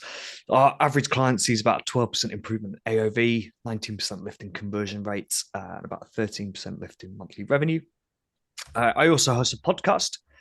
We've got, I think it's about 285 episodes now, over 500,000 downloads. It's a top 3% marketing podcast on kind of iTunes and 5-star rated. So go check it out. Almost every episode for the last year or so is a DTC operator on there. So you get to hear advice from people like yourselves. And I'm ready to go. Okay, let's go. Cool. So obviously, as Anthony mentioned earlier, one of the key things or key problems a lot of brands are facing at the moment is understanding where in that customer journey they're seeing drop off. And a lot of the time we are seeing it on the product view side, right? So here's a bunch of screenshots from Google Analytics. So all of these brands are significantly under what we would want to see. A lot of these brands aren't even driving traffic directly to PDPs. So ads not even going straight to PDPs, but also generally people just are not seeing products. And obviously on an e-commerce website, if people are not seeing products, they can't buy products, right? So, if you're paying for meta traffic, PPC traffic, affiliates, influencers, whatever, all that paid traffic, across these sites, the best performing one has 40%. So 60% of that traffic doesn't even see a product, so can't even remotely make a decision on whether to make a purchase. So a big part of this is down to navigation. A lot of brands treat this as a default thing that just comes with a store, right? You get a lot of text heavy navigations. No one puts any time and thought into it because it's just the thing that the site does. Once it's in place, people leave it there, similar to search, but I won't go into that right now. So as you can see here, a couple of examples of sites that, just kind of expect a user to go to the navigation, know what they want to click on and just find it and click through. But there's nothing to guide them, nothing to kind of excite people and actually push them in the right direction. So something that we've worked on a lot recently is overhauling these navigations, really trying to push people towards bestsellers, to comparison pages, sometimes quizzes, and just trying to guide people more towards products.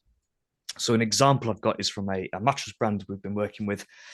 Their before navigation, so they don't use collection pages. So everything was basically, you open up the navigation and you are pretty much expected to know what you want to click on. We see this a lot in fashion, in jewelry as well. I've seen it with gaming PCs, where they have collections that are branded names that don't really mean anything, and the customer doesn't know what to click on. And their only option is to either click into each collection and see what's going on, or just head off somewhere else instead. It was kind of a similar thing here. People don't know what these different mattresses are. So it was kind of click through or head somewhere else. So we redesigned the navigation. We put a big focus on their bestseller, as well as bringing in the new compare a mattress page that we also designed. And then just put a big focus on the bestsellers and listing out the main products they cared about people clicking through to. And we just combined the other two navigations into one column. These aren't really products that sell, but they just wanted them on there just in case people would scroll to them. By doing this, we saw about a 15% improvement in conversion rate, 21% revenue per user increase, by getting more people through to their bestseller, which is quite a high value product, but also more people were clicking on the Organic Bliss, Signature Bliss, Royal Bliss, which are those higher value products. We also found that more people went through to the compare a mattress page, which kind of supported our feeling that generally people didn't know what they were looking at. They didn't know what these products meant. So a big part of our focus has been on discovery, guiding people to products. So we've also more recently 1 minute left. Thank you. We've more recently introduced a product quiz for them as well, to again just kind of guide people to the mattresses that they'd want to buy.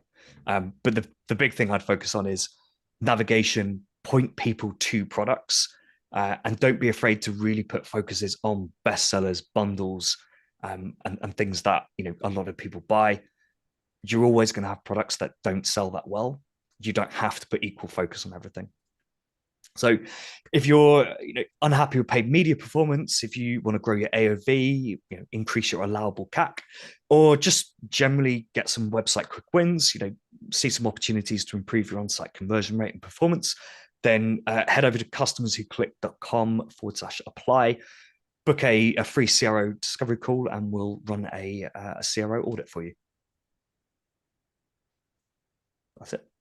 Thanks to perfect timing, just as the timer went off. So guys, this is number 13, Will Laurenson. You can vote for him in 2 more hacks if you like it. Number 13 again, guys. So thanks again, Will. And now we go to number 14, Chase Coleman. So we fly back to LA. So Chase, man. What's up? What's up? Okay, so Okay, man. So tell us more. Just do a quick intro, man. Once you're ready, let me know and we can share the hack. Yep, I got you. I did wear my boxing glove like I promised you, because I didn't really care. Come here to share like a cute AI tip. I told you, Nick, I was coming to win. Okay, man. Let's do that then. I'm joking. Will did a great job. So my name is Coleman. I run Social Playbook, where basically we help founders and brands scale paid ads and content without burning any money on bad creative. So we work with brands, usually on D2C with a 5 million or plus revenue. And what I'm about to show you today isn't how to automate ads with AI. It's how to use AI without destroying performance, because frankly, AI doesn't scale ads for you. Can you guys see my screen? Yes, your screen. Cool. But it's because AI doesn't scale ads, it scales iterations. And if you use it wrong, you end up just scaling noise and end up burning money. Ready, So man? I'm ready. I'm ready. Okay, Go ahead and hit me. let's go. Fight. All right, timer is started. Yep, fight. Ding ding. So look, everyone here has shared some honestly some fantastic tips, but I really wanted to bring like a big hack for everyone to be able to use and take away from this quick hack to be able to like implement it tomorrow or tonight if they wanted to. So what I'm going to show you is how to not destroy performance with AI. What I've seen across the industry and working in content is that right now people are generating about 50 ads in like 10 minutes. They're auto writing scripts, they're auto generating statics, and frankly, like auto launching campaigns. And then a lot of founders are sitting there wondering why their performance is tanking. And the reason for that is because AI doesn't understand buyer psychology, it doesn't understand positioning, it doesn't understand emotional tension. What it does understand is it understands patterns. And while patterns are powerful, patterns aren't necessarily persuasion. So again, AI doesn't scale ads, it scales iterations, but the humans are able to scale persuasion. So if you fully automate your creative, you're going to end up scaling noise. But if you integrate AI strategically, you're going to scale signal. So what I'm going to show you guys is I'm going to show you the exact system that I use with my founders. We've scaled ads and revenue from anywhere from like 5 million to 10 million. I have one client that just took, they were doing about 750,000 in sales last month, and then we were actually ended up able to double that with our scaled ads strategy. So this is like literally something that you could take away.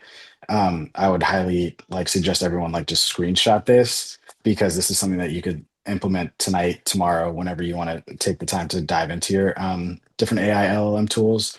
But step one is the intelligence.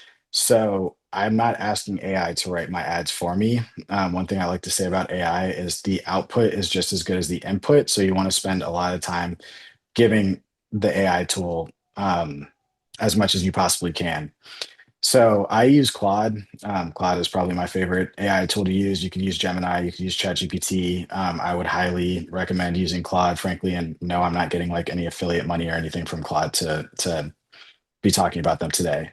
But you want to have intent research. So I have Claude scrape the most asked questions in the category that your product sits in, whether that's Reddit, reviews, different forums, or like customer support logs. If hundreds of people are asking, does this cause bloating? That's not a frequently asked question. That's literally a headline that you can use.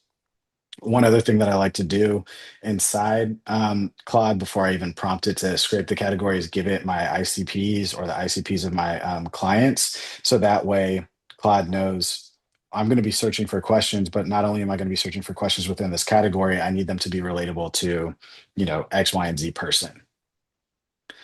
So one thing about the questions are the intent. The intent is what ends up converting. And that's where AI is really the strongest. Step two, I'm going to talk about static ads, because when it comes to paid ads, we have both static and video. So again, I'm not having those static ads like build ads. We're going to end up building systems. Building systems is going to create efficiencies for you. And that efficiency is going to end up saving you time in the short term and in the long term.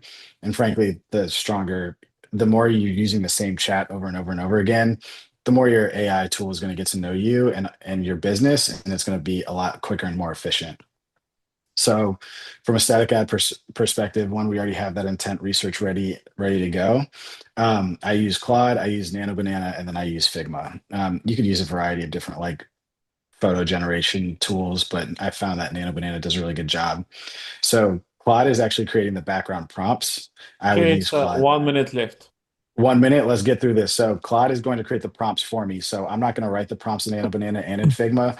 I'm going to use Claude to write the prompt itself. Nano Banana is going to generate those environments, and then I bring everything into Figma and use modular overlays for headline, subhead, CTAs. And now you have around 20 visual message combinations like very fast, which is scalable and also controlled. For video, this is where I think a lot of people mess up. They end up using AI to write scripts. I don't. I feed AI my top performing hooks. I have it analyze those patterns, expand on those angles, generate variations, and create shot lists as well. But the delivery is always going to stay human. And as we know, authenticity wins in video content today. And then that's pretty much it. I mean, the loop is really simple. You want to test, you want to find your top 20%, use AI to expand those angles, rebuild creatively, and retest and repeat. And I think that's it. Okay, thanks, Chase. So everyone, this is number 14, Chase Coleman, effective scale paid ads using AI. So if you like his hack, you will be able to vote for Chase in just one more hack. So thanks again, Chase. And now we fly back to Europe, or actually Geoffrey is French, but I think Geoffrey is in South America. So he's the first speaker today from South America who is just being there. So Geoffrey, please introduce yourself, man. Once you're ready, let me know and we can turn on the timer. Geoffrey, we cannot hear you, man. Yes, Nick, thank you Okay. for the introduction. I was just turning my mic on. Okay, good man. So hello everyone. Thank you for the introduction, Nick. Yeah, so you can see, guys, on the screen, my name is Geoffrey. I'm the CEO of Rees Performance. We are an ad creative strategy agency for brands who want to scale on Meta and TikTok. On this slide, you can see my background. As Nick said, yeah, I'm French. We are a US-based company, but you have a different background. Before building Rise with my team, we worked with some of the most demanding brands in the world: L'Oreal, Chanel, Sephora, Adidas, Declear.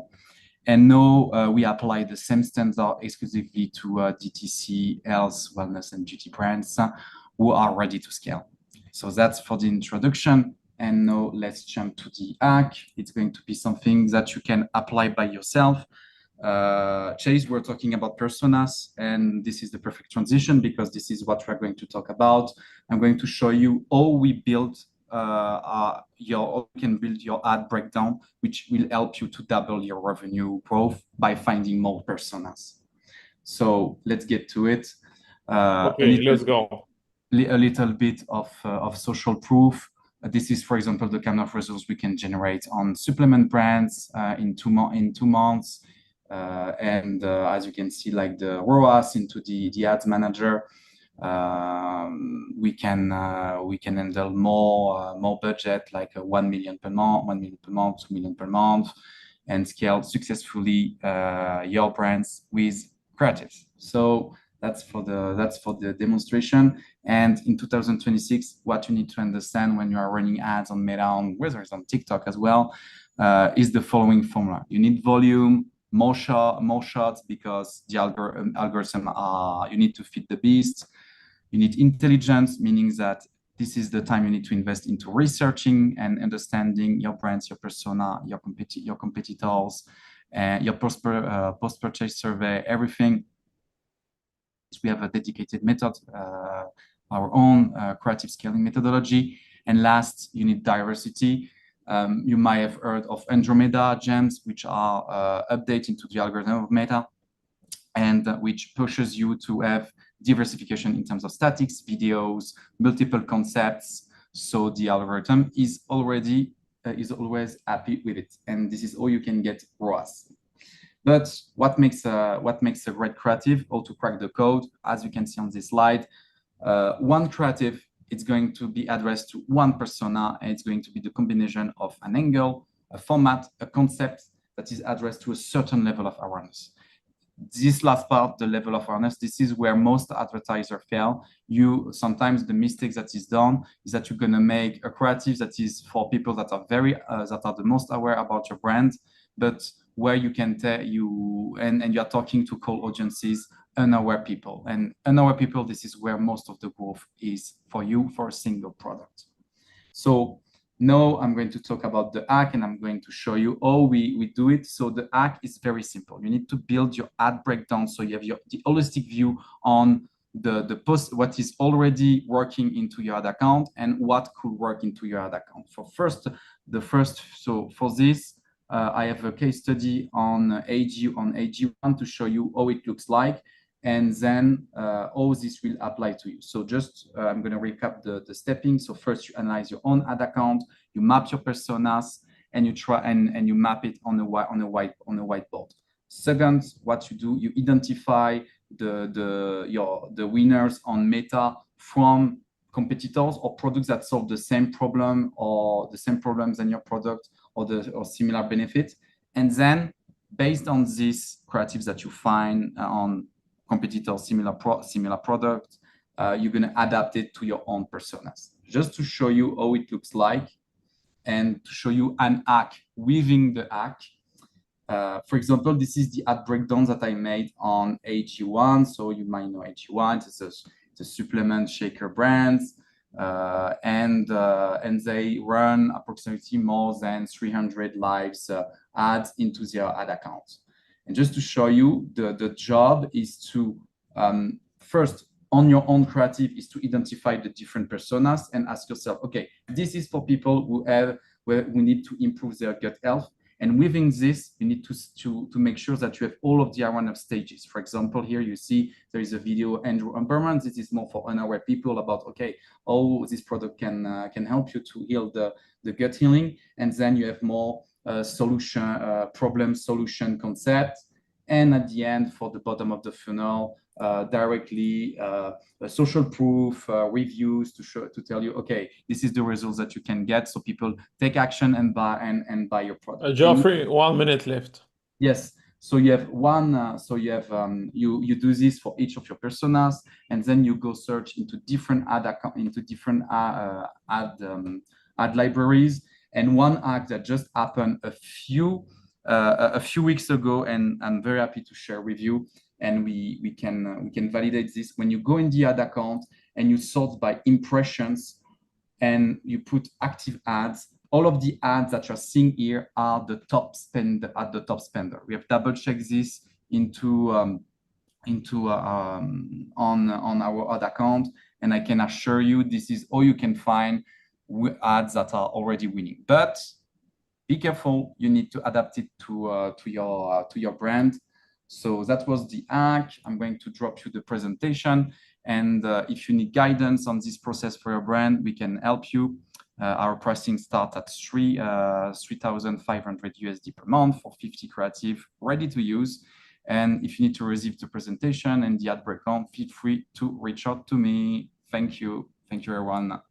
Thank you, Geoffrey. So everyone, this was number 15, Geoffrey, and his hack is 2x your ad creative output with an A creative strategist. So guys, we're ready to go ahead and vote for the winner. So 15 hacks, you should have your winner ready. So let me start the poll and let's see who is the winner. So guys, I just started the poll. You're gonna have 5 minutes to vote. I cannot vote, so whatever happens, happens. So in the meantime, I'm gonna share our sponsors day. You guys have 5 minutes to vote for the best hack. So go ahead and do that. Okay, let me share my screen. Do you guys see my screen? You should be able to see my screen. Okay, so again, I'm gonna mention our sponsors because without those sponsors, we wouldn't be able to do so. Our title sponsor is SHIPMAX. Need help finding your next 3PL partner? Go ahead, scan the QR code and chat with Phil and his team. They're gonna do matchmaking and find your best partner for your 3PL needs. Then you want to expand to Europe? as simple as possible. Shoot us an email at amp@hellotax.com. We're gonna tell you if you should bother, if there is demand, and we're gonna share a tool where you can check your opportunity for any marketplace globally. So don't be shy. You know, there are 750 million people in Europe. So if you're not here, those guys are potential buyers. Then positive sparks. Go beyond the big two, the great PPC escape. Stop fighting for overpriced clicks on Google and Meta. Reach high intent audience on premium sites like Inc. and Entrepreneur.com with lower CPCs and less competition. Get your alternative PPC master list for the UK, the USA. You can email positive sparks at hellopositivesparks.com or scan the QR code. Go ahead and do that, guys. It's some free, super cool free asset. Then we go to our next partner, Talents Boutique. They help you find talents of tomorrow. So 20,000 vetted e-commerce specialists, 8 years building high performance remote teams. They help 7-8 figure Amazon, Shopify, TikTok brand hire revenue driven AI players across Europe, South America, and the USA. You can join their private talent challenge, and you can get access to privated e-commerce candidates for your company. You can scan the QR code, guys, and you can join. Or you can message directly Lada@talentsboutique.com if you're looking for a specific position. Okay, Simpy, our next sponsor. One guy, one skill, one price. Get the full finished PDP-ready guides for one product, built to improve conversion, reduce setup friction, and cut returns. One product, one-time price, performance-ready, €149 per product. Limited launch offer, usually all around €300. You can scan the QR code and you pay only if you publish.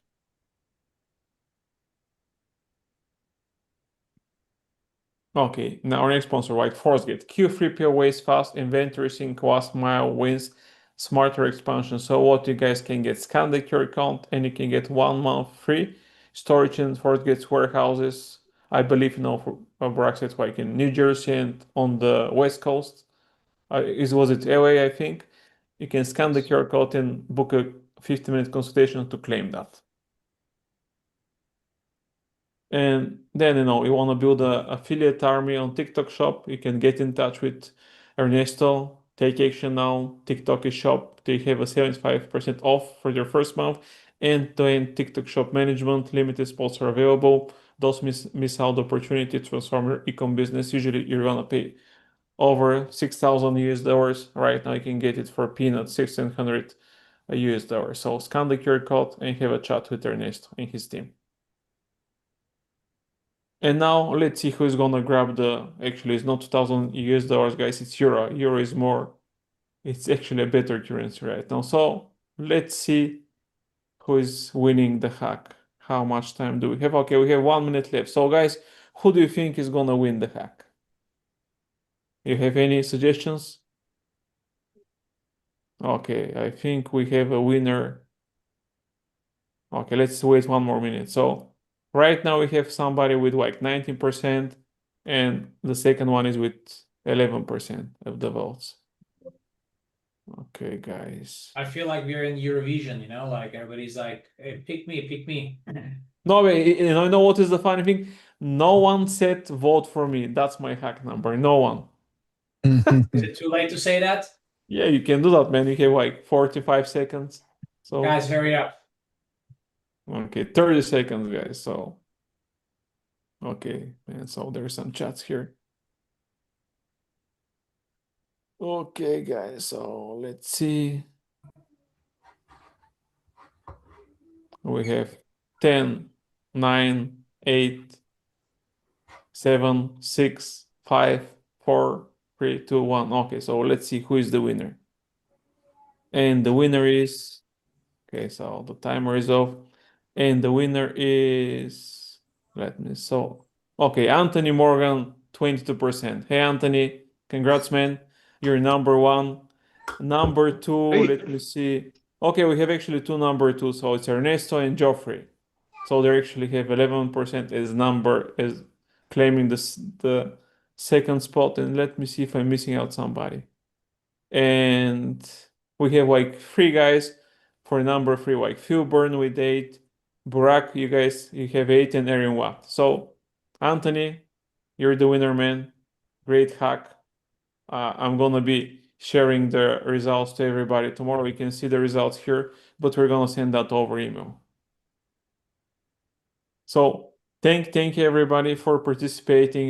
If you guys had to jump out, I mean, you obviously didn't vote, but you're gonna get the full recording tomorrow, and we're gonna be cutting the hacks, and you can just subscribe to our newsletter, follow our speakers there, because they just share like a 5-minute hack. If you want the full package, get in touch with them, and they can help you out with your DTC business in 2026. So thanks again for everybody joining, sponsors, speakers, and of course, last but not the least, the attendees. So have a good day, have a good night, have a good life. Let's make money on Shopify in 2026. Adios, muchachos.